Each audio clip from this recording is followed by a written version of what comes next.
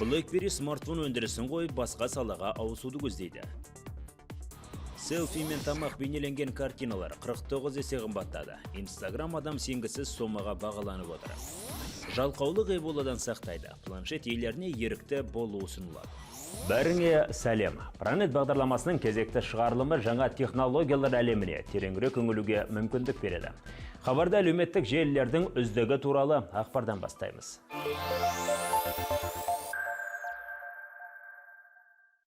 Әлеуметтік желілер арасынан қайсысын ерекше атап өтуге болар еді. Әрине, Instagram дейді қолданушының көбі. Citibank мамандары да осындай ойда. Олар сурет арқылы тілдесуге арналған платформаны 35 миллиард ақш долларына бағалап отыр. Қаржы мекемесі сарапшыларының айтуынша, Instagramның құны соңғы 2 жылда 50 есеге дейін өскен. Селфи мен фуди негізіндегі әлеуметтік желі мен оның болашағы туралы Citibank сарапшысы Марк Мэй айтып берді. 2012 жылы Facebook Instagram'ды 776 миллион ақш долларына сатып алған еді. Егер бүгінде бұл көрсеткіш 35 миллиардқа жеткенін ескерсек, өсім 49 есе. Марк Мэйдің айтуынша қарқынды дамудың өз себептері бар. Белсенді қолданушылар саны артқан сайын жарнама берушілерді еселеп өседі. Instagram бетінде жарнама негізгі күш саналады. Болжам бойынша келер жылдың соңына қарай промо жарияланымды 1000 адам тамашаласа, әлеуметтік желі $1,5 алып отырады екен. Осылайша Мэйдің айтуынша келер жылы әлеуметтік желінің жарнамадан түсетін пайдасы $2 миллиард асып түседі.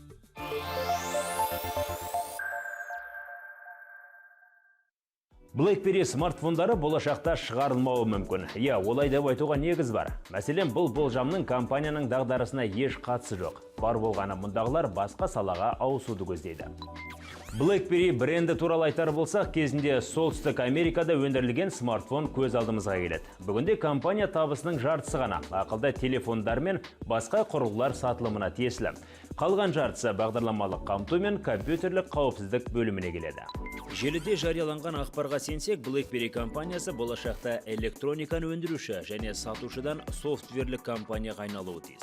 Былтыр Alphabet 4,5 миллион смартфон сатқан еді. Оның өзі ескі үлгілері болды. Биылғы көрсеткіш 2 миллионға жетер-жетпес. Есесіне BlackBerry Enterprise Security үшін жауап беретін бөлімше 100%-ық көрсеткішке ие.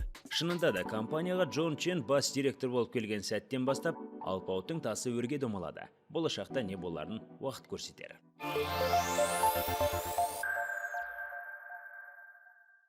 Коммуникацияның заманауи құралдар адамдарға көмектесудің түрлі әдіс тәсілдерін ұсынады. Осы ретте қайырымдылық қорына ақша аударуға болады, немесе интернет арқылы шотқа ақша салу қаралған.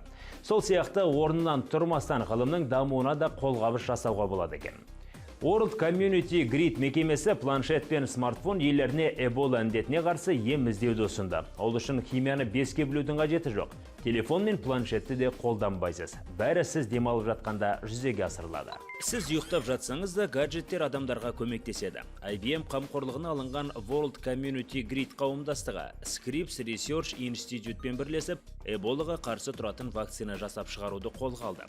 Қауіпті дерт бүгінде эпидемия санатына өтіп, Африкамен қатар бүкіл әлемді алаңдатып отыр. Эболадан айламызды асырайық деп аталатын бағдарламаның еріктілері гаджетті World Community Grid желісінің бір бөлшегіне айналдыруды ұсынады.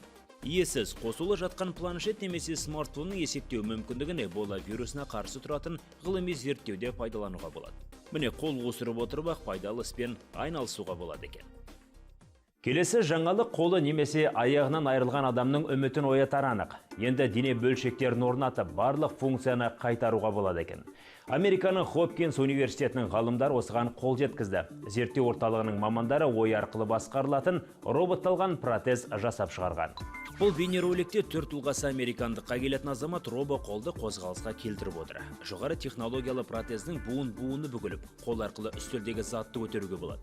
Тіпті құрылғы иесінің тапсырмасын мүлтіксіз орындап береді.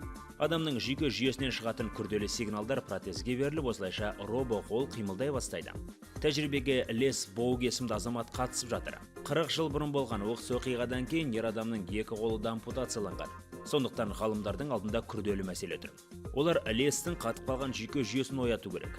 Міне оның үстіне роботтың 2 қолы бекітілген арнайы пластикті күртешек егізілді. Лес оларды қимылға келтіре алды. Бұл мүмкін емес. Менің де қолымнан бірдеңе келет дегенге сене алмаймын.